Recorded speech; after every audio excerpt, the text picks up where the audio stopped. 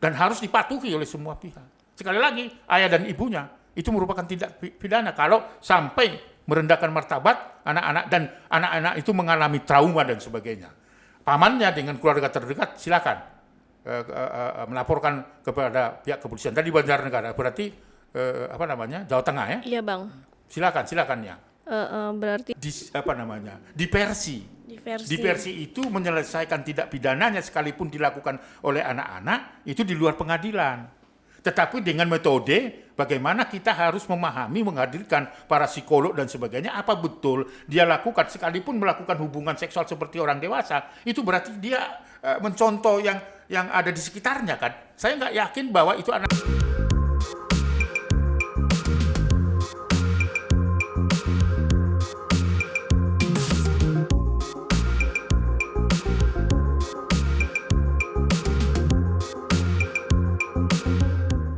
halo sahabat anak Indonesia, jumpa lagi bareng Nia di Ngobras, ngobrol bareng Bang Aris dalam episode Q&A yang akan tayang setiap hari Rabu jam 7 malam.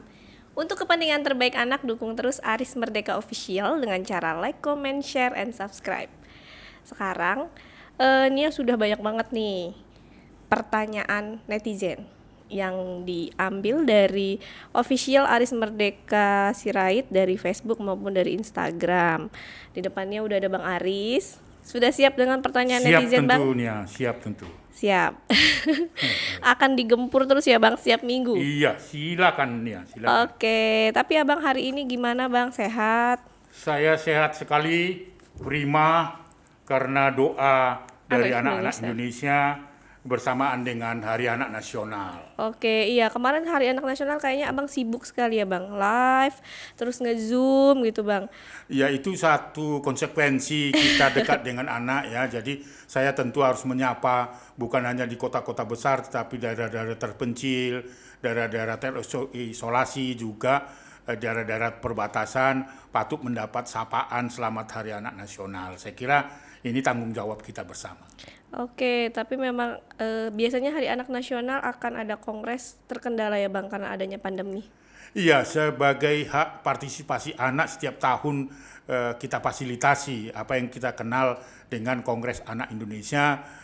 Itu adalah wujud dari hak partisipasi anak untuk didengarkan pendapatnya menyangkut tentang dirinya, apakah anak itu berada di seperti yang saya katakan daerah terpencil, daerah-daerah perbatasan, daerah-daerah terisolasi, di kota besar, di desa-desa, dia punya hak untuk menyampaikan pendapatnya itu. Tapi karena virus corona sudah 2 tahun ini kita tidak bisa melakukan Kongres Anak Indonesia bertatap muka, tetapi paling tidak menyapa anak-anak di seluruh Indonesia yang diorganize oleh kawan-kawan kita lembaga perlindungan anak di seluruh provinsi. Tapi saya kira ini bukan mengurangi semangat kita. Tentu anak Indonesia harus terus berjuang, harus terus semangat bahwa situasi apapun yang kita hadapi, kita harus terus bergerak dan terus bergerak. Oke. Begitu nih ya. Tidak akan berhenti sebelum dunia ini runtuh. Nah ya itu. Oke, Bang. Silakan ya. Kita masuk ke pertanyaan ya, Bang. Yuk. Oke, di pertanyaan pertama ini ada dari akun kedua. Edels. Bang, bagaimana cara melindungi anak dari kekerasan seksual online selama pandemi COVID-19? Ya, ini menjadi fenomena yang terus dirasakan oleh anak-anak di Indonesia. Bahkan seringkali laporan itu disampaikan kepada Komnas Perlindungan Anak.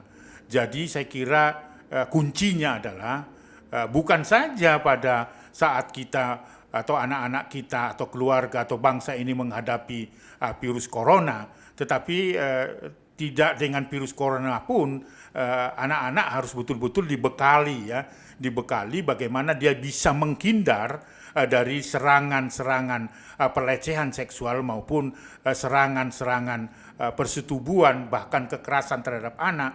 Tentu ini adalah bagaimana memberdayakan rumah orang tua untuk memberikan perlindungan, memberikan tata cara bagaimana anak itu bisa terhindar dari kasus-kasus kejahatan terhadap anak, khususnya kekerasan seksual. Jadi di masa pandemi juga itu harus dibekali anak-anak kita, khususnya pada ibu-ibu atau bapak-bapak juga atau orang tuanya, lingkungan terdekat, membekali anak untuk memberikan tanda-tanda serangan kekerasan seksual itu untuk dihindarinya.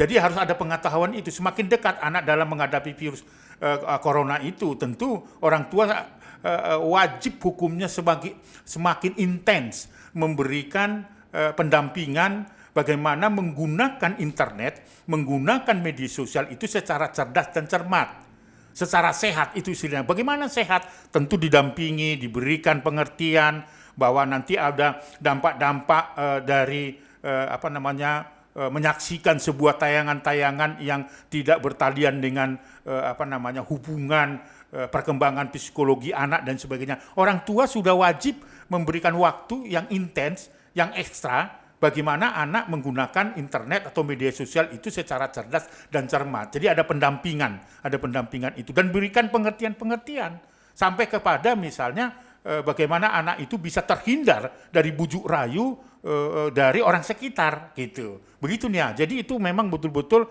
menjadi tantangan bagi orang tua, bagaimana memutus mata rantai kekerasan terhadap anak ketika anak itu menghadapi sekarang ini serangan corona yang saat ini wajib hukumnya anak-anak tinggal di rumah atau stay at home gitu. Oke, dan tips ini tadi sangat berguna, apalagi kalau Abang pernah bilang kekerasan seksual itu banyak dilakukan karena lebih kepada tersembunyi, begitu ya Bang ya. Tapi nanti kita akan bahas. Boleh. Abang lagi ya. Oke, Abang bahasnya nanti di sesi khusus. Baik. Oke, jangan di sini. Terima kasih Nia. Sesi khusus. Iya. Kenapa kira-kira tersembunyi dan kenapa kasusnya meningkat, begitu ya Bang ya. Ini seru dan patut untuk disaksikan dan ditonton dan disimak. Iya. Jadi ditahan dulu, kita ke pertanyaan selanjutnya ya Bang. Baik. Dari Kak Maulida _ Baik. Orang tua memukul anak yang tidak bersalah, bersalah itu salah atau tidak? Misalnya dia ingin mendidik anaknya, begitu Bang. Begini nih ya, jadi segala bentuk kekerasan yang melukai hati dan terhadap korban itu merupakan kekerasan. Bukan saja hanya kekerasan yang sifatnya fisik ya, katakanlah mencubit, mengakibatkan atau memukul, menendang, mengakibatkan memar-memar dan sebagainya, itu dianggap sebuah kekerasan. Bukan merendahkan martabat saja dalam bentuk bully, ya, itu juga sudah merupakan kekerasan. Meskipun itu sebagai sebuah pendidikan untuk anaknya ya Bang? Nggak ada kekerasan itu yang bersifat pendidikan, tidak. Oke. Pendidikan itu tidak harus proses pendidikan itu bukan dilakukan dengan pendekatan kekerasan, nggak ada itu. Karena menurut Undang-Undang Perlindungan Anak, bukan saja mencubit, memukul, menendang ya, apalagi melakukan kekerasan seksual misalnya, itu adalah kategori kekerasan terhadap anak. Merendahkan martabat, mengakibatkan anak luka hatinya dan terus-menerus dia direndahkan, ya. Kemudian kalau anak itu sedikit bandel langsung dipukul dan sebagainya, dianggap itu sebagai proses pendidikan dalam keluarga. Enggak, nah itu kekerasan. Karena di dalam Undang-Undang Perlindungan Anak itu tidak ada toleransi terhadap memukul, itu kekerasan. Apalagi kalau misalnya itu merendahkan martabat, melukai hati anak itu, kemudian dia hidup dalam ketakutan dan sebagainya. Apakah ketika saya nanti nilainya tidak baik langsung dipukul ayah dan ibu? Kalau saya misalnya ngompol misalnya, lalu kemudian saya akan dihukum oleh ayah dan ibu. Itu kan kehidupan dalam serba ketakutan, tidak boleh. Jadi kita harus merubah paradigma pola pengasuhan itu, ya, yang biasanya kita menerima dari orang tua kita dulu. Kalau kita sedikit nakal harus dipukul dan itu dianggap sebagai proses pendidikan dalam keluarga. No, tidak, itu kekerasan. Sekali lagi Komnas Perlindungan Anak tidak toleransi terhadap itu. Apapun alasannya, apakah itu dikatakan sebagai proses pendidikan dalam keluarga, memukul saja itu adalah sebuah kekerasan. Oke, tadi Abang sempat menyinggung masalah membandingkan anak, itu termasuk kekerasan nggak Bang? Termasuk membandingkan anak tetangga dengan anak tetangga yang lain, atau anak kita dengan tetangga yang lain, atau anak kita dengan anak bibi kita, Atau juga anak kita dengan anak kita sendiri. Itu loh abangmu itu. Kekerasan psikis masuknya ya Bang? Termasuk itu kekerasan fisik. Artinya psikis ya, membandingkan. Nah, itu abangmu itu dikasih 5.000 aja cukup. Kau dikasih 10.000 nggak cukup. Malah kau nakal. Malah nilai akademismu rendah. Nggak boleh begitu. Ya, karena setiap anak punya karakter masing-masing, punya sifat masing-masing. Menangkap apa yang dia ketahui di dalam lingkungannya juga masing-masing. Jadi anak nggak bisa disamakan seperti harapan dari orang tua itu. Nah itu harus diubah paradigma itu nih ya. Oke, berarti membanding-bandingkan anak itu termasuk dalam kekerasan dan tergolong dalam kasus bully begitu ya Bang? Iya. Itu pasti merendahkan martabat juga kan, artinya. Apalagi anaknya merasa tersudut kan? Oh iya betul begitu. Oke Bang, kita ke pertanyaan selanjutnya dari Kak Sarah Agustina _ Apa katanya? Oke, silakan. Oke Bang, selamat siang. Saya izin bertanya karena awam hukum gitu Bang katanya. Jika seorang pelaku pencurian motor di bawah umur, apakah masih pantas diperlakukan kasar atau dihakimi seperti ditendang, menggunakan sepatu TNI dan ditendang perutnya yang notabene pencurian tidak direncanakan atau spontan karena kunci motor memang dalam keadaan masih tersangkut di motor, yang artinya pelaku bukanlah pelaku profesional yang memiliki kunci letter T. Mohon pencerahannya Pak. Begini nih ya, jadi segala bentuk penganiayaan ya, apapun alasannya itu, apakah anak bersalah ya, dan belum ditentukan juga diputuskan oleh hukum bahwa anak itu salah dan sebagainya. Lalu kemudian melakukan tindakan penganiayaan, penyiksaan ya, terhadap sebuah peristiwa seperti tadi, apakah dituduh mencuri motor atau begal atau pelanggaran, itu tidak dibenarkan. Itu pelanggaran terhadap hak asasi manusia. Apalagi anak-anak itu dalam bentuk apapun, dalam bentuk kesalahan apapun, dia harus terhindar dari penganiayaan. Bahkan sampai intimidasi untuk memaksa pengakuan saja ya, tidak memukul dan tetapi memaksa untuk mengaku sebuah peristiwa, bisa saja bisa saja itu tidak dia lakukan seperti tadi kronologinya, belum tentu dia menyadari kunci motor masih ada melekat dan sebagainya. Kasus-kasus seperti ini merupakan pelanggaran terhadap hak asasi manusia dan merupakan kekerasan terhadap anak ya. Karena ada proses hukum. Karena pendekatan penyelesaian bagi anak-anak yang berkonflik dengan hukum itu pun diatur oleh undang-undang secara khusus pula. Ya kita kenal dengan Undang-Undang 11 tahun 2012 tentang sistem peradilan pidana anak. Anak-anak itu berusia di bawah 18 tahun, kalaupun dia melakukan tindak pidana, ya, sekalipun dia melakukan tindak pidana, dia tidak bisa dihukum seumur hidup. Dan bahkan tidak bisa dihukum lebih dari 10 tahun. Bahkan ketika majelis hakim memutuskan bahwa anak ini bersalah dan dihukum pidana 10 tahun, itu hanya dijalankan setengah dari pidana pokoknya nih ya. Itulah perlindungan khusus bagi anak karena anak dianggap masih bisa berubah. Jadi kalau dia mengalami penganiayaan, ya, penyiksaan akibat dari mungkin saja melakukan tindak pidana, ini tidak dibenarkan penganiayaan itu. Seperti apa yang terjadi? Ya, saya baru mendengar berita di Kabupaten Toba gitu ya. Ada seorang ayah, ya, ini seorang ayah, ini mau mengaitkan tentang penganiayaan itu. Seorang ayah ketika diperiksa di sebuah klinik, sebuah yayasan di Laguboti ya, di Kabupaten Toba itu dinyatakan bapak itu positif COVID karena pekerjaannya tambal ban dan sebagainya. Akhirnya oleh pemerintah daerah, masyarakat dan kepala desa, bapak itu diisolasi di satu rumah dan diberikan rumah khusus gitu kan. Tapi karena kurangnya pengertian, pemahaman dan sebagainya, si yang menderita COVID-19 itu dia tidak betah di rumah itu. Isolasi mandiri. Isolasi mandiri. Akhirnya dia berpikir mau ketemu anaknya dan ketemu istrinya. Karena rendahnya pemahaman tentang itu, tidak ada penjelasan yang oleh masyarakat, ketakutan masyarakat kan, kalau ini nanti bisa anaknya sama istrinya juga kalau itu dibiarkan tidak isoman gitu misalnya, dikembalikan ke rumah yang sudah disiapkan oleh kepala desa, maka akan menular. Kalau itu menular kepada anak dan istrinya, akan menular seluruh kampung dan sebagainya.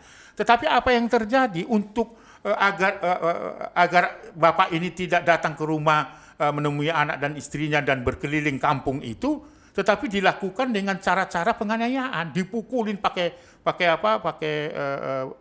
kayu, lalu kemudian dengan pipa dan sebagainya, sampai si korban ini mengalami trauma dan sebagainya. Siapa Bang, ayahnya atau anak? Si ayahnya karena dia ingin ketemu kan.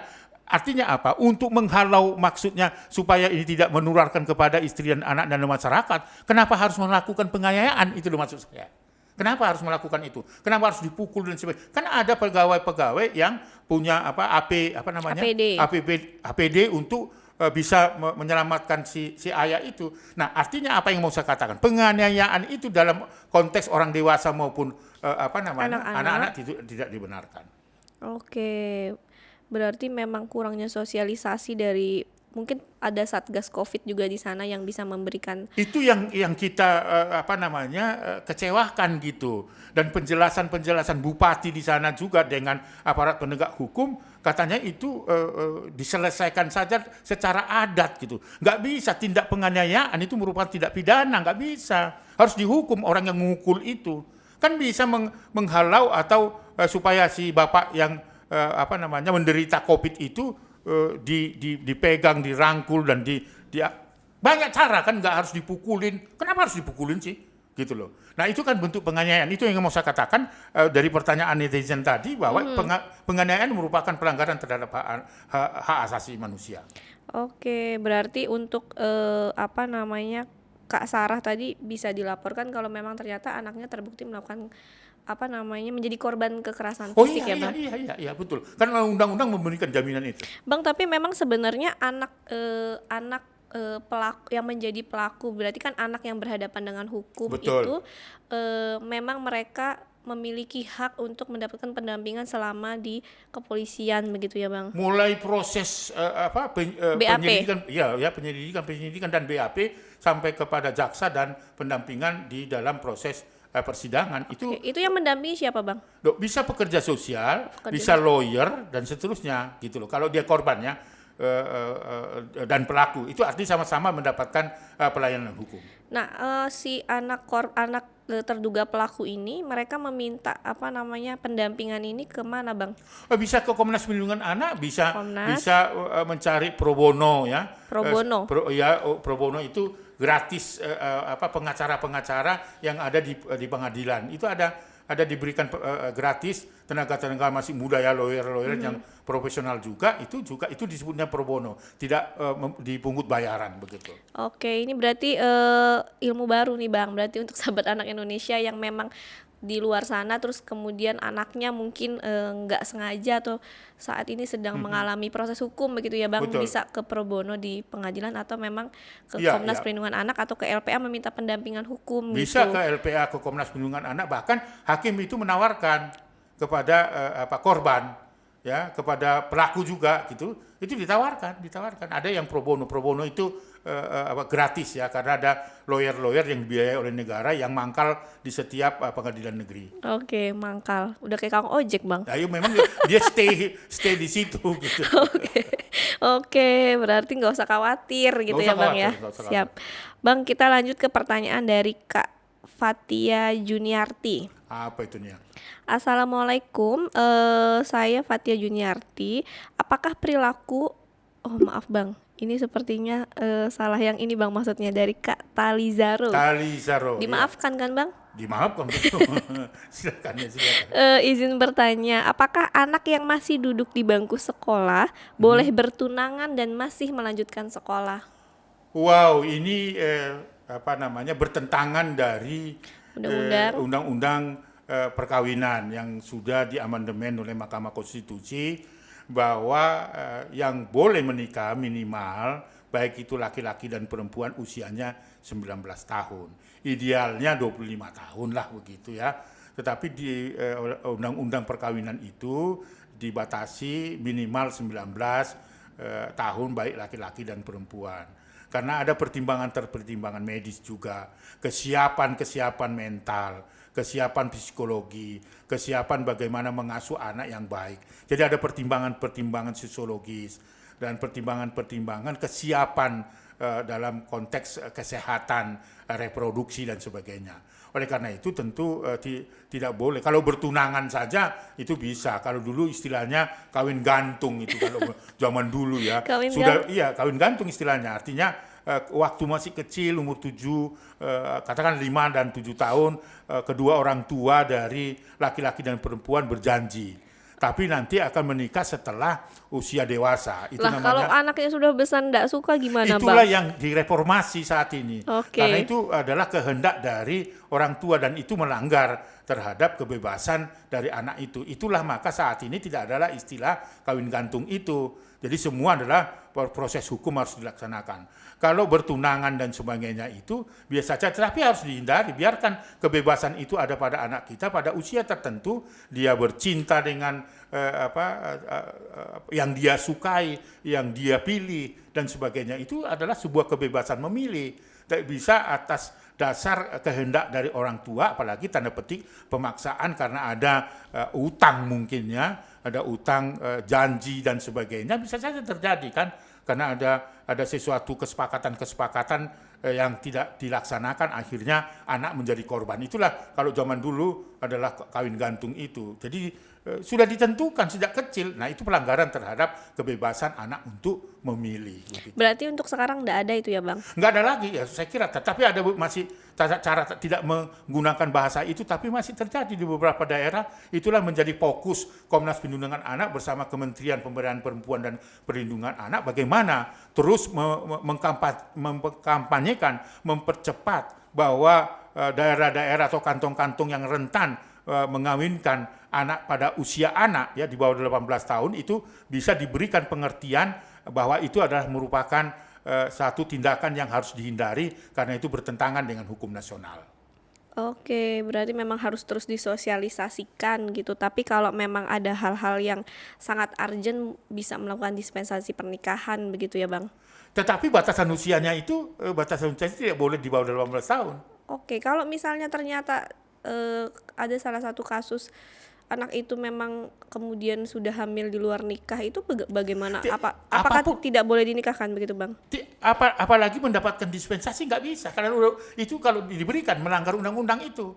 Dicari solusi yang win-win solution terhadap itu. Jadi tetapi kan banyak sekarang itu kan banyak yang akhirnya di beberapa daerah melakukan dispensasi pernikahan, Bang. Itu yang salah itu, karena undang-undang tidak ada memberikan peluang dispensasi. Oke, kita tahan lagi. Baik, itu nanti akan kita diskusikan dalam lagi episode yang lain akan lagi. datang. Saya kira Bang, ini serius ya, karena memang itu terjadi di beberapa tempat, bukan saja di Jakarta tetapi di luar Jakarta juga. Saya kira patut untuk kita simak diskusi kita nanti pada waktu-waktu tertentu, tergantung Nia sebagai hostnya. Oke, enggak lah Bang, tergantung Abang sebagai bintang tamunya. Oh begitu, dan tim kreatif. Oke.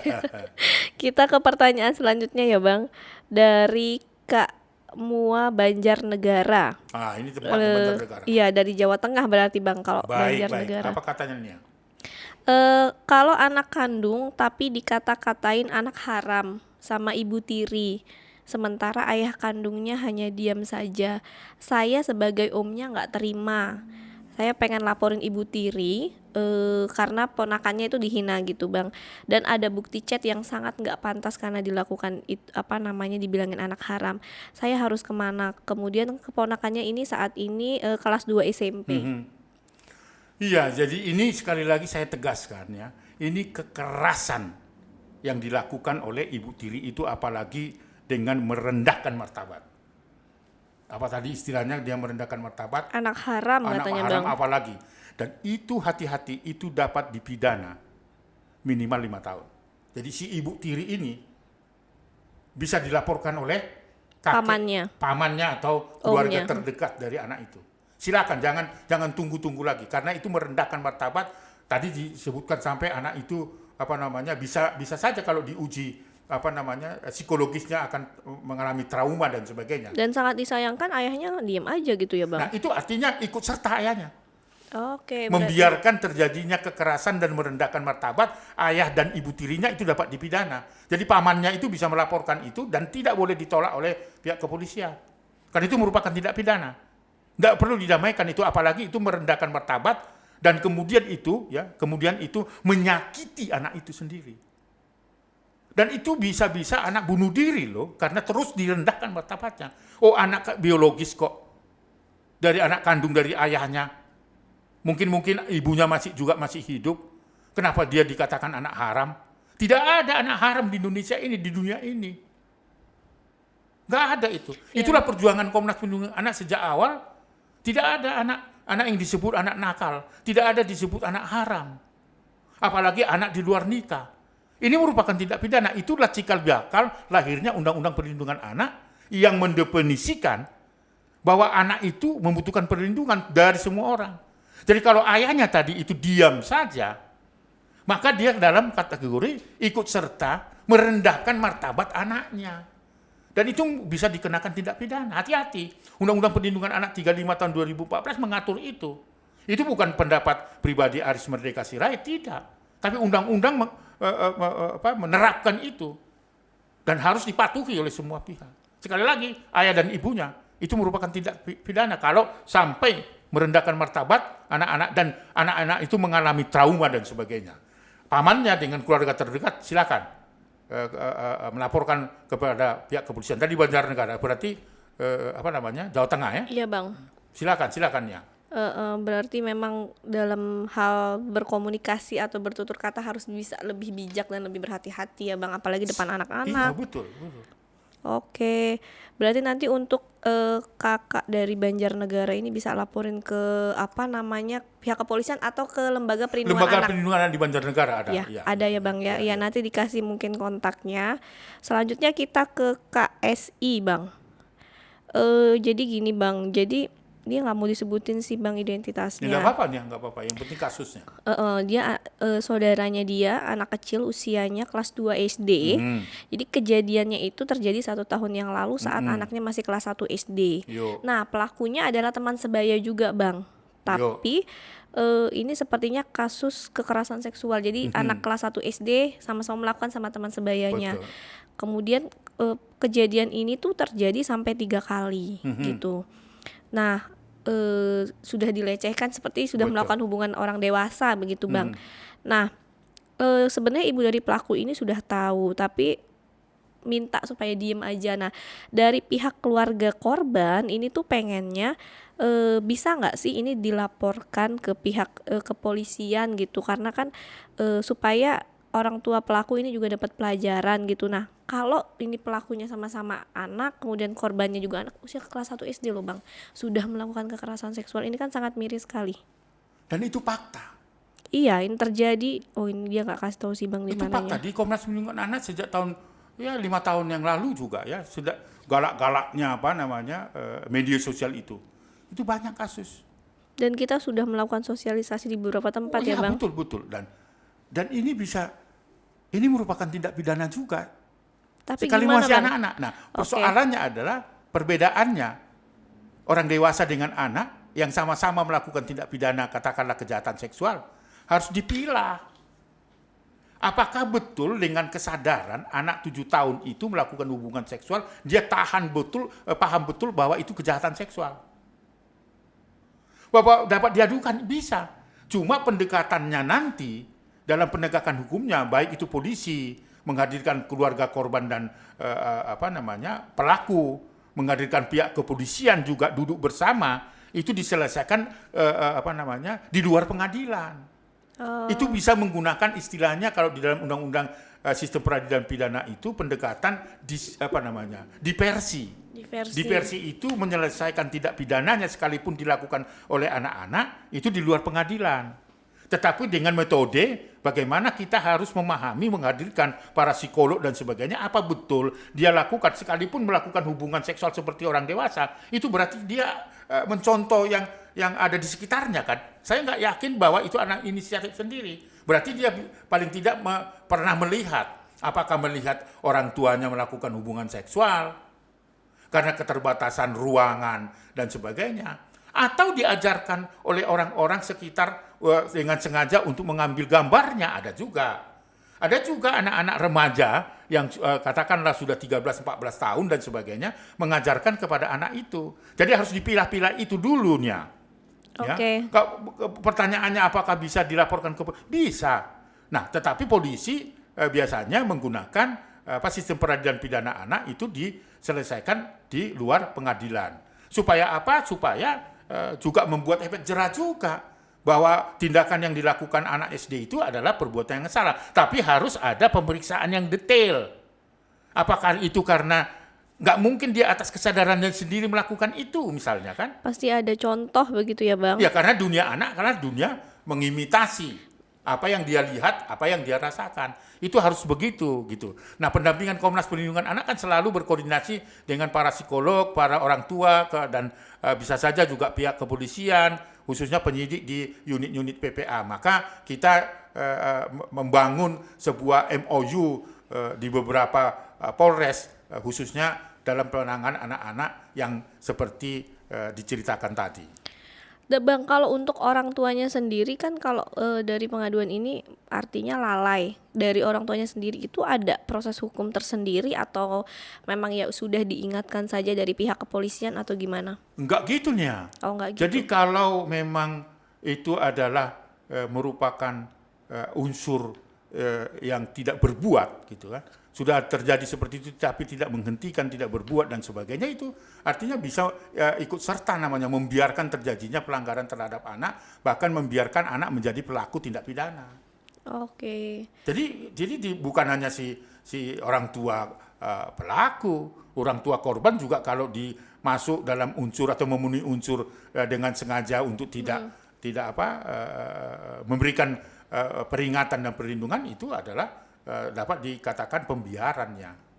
Oke, jadi berarti dilakukan diversi namanya ya Bang Diversi ya? itu penyelesaian kasus tindak pidana atau pelanggaran terhadap anak di luar pengadilan dengan melibatkan orang tua korban, pelaku, juga jaksa juga hadir di situ, polisi, dan para pendamping termasuk psikolog, dan untuk menjelaskan sehingga nanti anak-anak yang seperti itu hanya dikenakan tindakan namanya. Tindakan itu dikembalikan kepada orang tua, atau kalau orang tua tidak dapat dan tidak cakap untuk mendidik anak, maka itu akan dititipkan kepada pemerintah. Jadi dia bukan pembinaan istilahnya, tapi dikenakan tindakan. Tindakan itu dikembalikan kepada orang tua. Jika orang tua tidak cakap untuk mengasuh, maka itu diserahkan kepada pemerintah. Itulah pendekatan hukum bagi anak-anak di bawah 12 tahun. Oke, di bawah 12 tahun ya Bang. Betul, Berarti betul. kalau misalnya mereka di atas 12 tahun masuk penjara anak begitu? Ya, ada lembaga perlindungan khusus anak ya. Jadi tidak disebut lembaga pemasyarakatan, tidak. Oh, enggak masuk dalam, bahasanya bukan Bahasanya penjara anak. tidak penjara. Jadi Tapi tentang perlindungan anak tetap. perlindungan gitu. anak. Oke Bang, kita lanjut ke pertanyaan berikutnya Bang dari Kak Ervin Rizky _ Nah, apa katanya nih? Bagaimana langkah-langkah menjadikan kampus menjadi dapur perlindungan anak dan perempuan itu sendiri Pak? Wow, ini luar biasa ya. Jadi, Menarik ya Bang? Sangat menarik. Jadi saya kira Komnas Perlindungan Anak terus mengkampanyekan ya, selain gerakan perlindungan anak berbasis keluarga dan kampung, artinya melibatkan partisipasi masyarakat, melibatkan organisasi-organisasi kemasyarakatan yang ada di masing-masing tempat dan kampung, itu adalah sangat penting sebagai bagian dari partisipasi. Tapi untuk sahabat-sahabatku mahasiswa, saya kira kampus harus digunakan sebagai dapur gerakan perlindungan anak. Di sanalah mencari informasi sebanyak-banyaknya bagaimana tata cara memberikan perhatian perlindungan anak secara intelektualitas, ya, keilmuan dan sebagainya, itu bisa diambil dari kampus itu, lalu setelah itu diimplementasikan di luar kampus, katakanlah datang ke Komnas Perlindungan Anak menjadi relawan, membangun gerakan-gerakan perlindungan anak di tingkat masyarakat di mana mahasiswa itu berada dan sebagainya. Basisnya adalah kampus harus menjadi dapur gerakan perlindungan anaknya, karena di sanalah keilmuan didapatkan. Nah, implementasinya diwujudkan di dalam gerakan dalam masyarakat, paling tidak di rumah. Di rumah kan pasti akan punya cucu, punya adik, ya, punya anak bibi dan sebagainya. Saya kira itu bisa dipraktekkan di sana. Jadi saya kira saya sangat setuju, dan itu sudah kita bangun juga kerjasama dengan beberapa universitas, misalnya di Tangerang, ya. Juga kita membangun kerjasama dengan UISU yang ada di Medan dan sebagainya. Saat ini sudah ada juga dosen-dosen khusus memberikan materi, ya, kuliah itu tentang perlindungan anak, ya. Di kampusnya Pak Uut itu apa namanya? Untirta. Untirta itu juga beliau Uut itu juga sudah sebagai dosen mata kuliah perlindungan anak di UISU di Sumatera Utara. Saudara Munir, ketua Lembaga Perlindungan Anak Sumatera Utara, juga sudah memberikan mata kuliah perlindungan anak. Saya kira ini harus tersebar di seluruh kampus di seluruh Indonesia. Oke, berarti itu salah satu bentuk sosialisasi juga ya Bang ya, dan ke sekolah-sekolah sebaiknya gitu juga ya Bang. Saya kira itu basisnya itulah yang kita sebut namanya deteksi dini kelompok-kelompok rentan yang mungkin melakukan tindakan kekerasan dan sebagainya, dan itu diberikan pengetahuan sifatnya sosialisasi dan edukasi kepada semua, bukan saja pada orang dewasa, kepada anak-anak yang masih kecil sekalipun itu harus disosialisasi. Saya kira harus diperkenalkan budaya anti kekerasan itu kepada anak-anak di seluruh Nusantara ini. Oke Bang, seru banget. Loh, udah selesai. Udah Bang, udah habis. Pikir ada masih banyak. Sebenarnya masih banyak, tapi waktunya terbatas. Oh gitu. Jadi nggak bisa minta izin dari tim kreatif? Nggak bisa. Oh, nggak bisa lagi ya. Oke. Apa kita harus demo? Oh, tidak lah. Saya kira masih ada waktu ya. Kirain saya Abang mau demo sama saya, kita minta Q&A lagi. Oh, boleh. Saya kira nanti kita akan kita tambah minggu depan ya Bang. Baik, saya kira lebih banyak, lebih panjang, karena saya sendiri belum merasa terpuaskan menjelaskan itu. Mudah-mudahan apa yang saya jelaskan itu betul-betul bisa dimengerti. Oke, Bang Aris tuh selalu semangat, selalu menggelora, menggebu-gebu, menjelaskan. Demi kepentingan terbaik anak saya harus gelora, terus bergerak. Terus ya Bang. Nah, apalagi ini berapi-api gitu Bang. Pesan dari almarhum Sekjen Danang Sasongko, terus bergerak, gas terus demi kepentingan terbaik anak, kecuali dunia ini runtuh. Oke Bang, sehat-sehat terus ya Bang. Terima kasih. Sampai ketemu di Ngobras berikutnya. Iya, baik. Oke, jangan bosan-bosan dengan pertanyaan yang akan dikirimkan oleh netizen. Itu tadi Ngobras ngobrol bareng Bang Aris dalam episode Q&A yang akan tayang setiap hari Rabu jam 7 malam. Untuk kepentingan terbaik anak, dukung terus Aris Merdeka Official dengan cara like, comment, share, and subscribe. Salam anak Indonesia. Anak terlindungi, Indonesia maju. Sampai jumpa.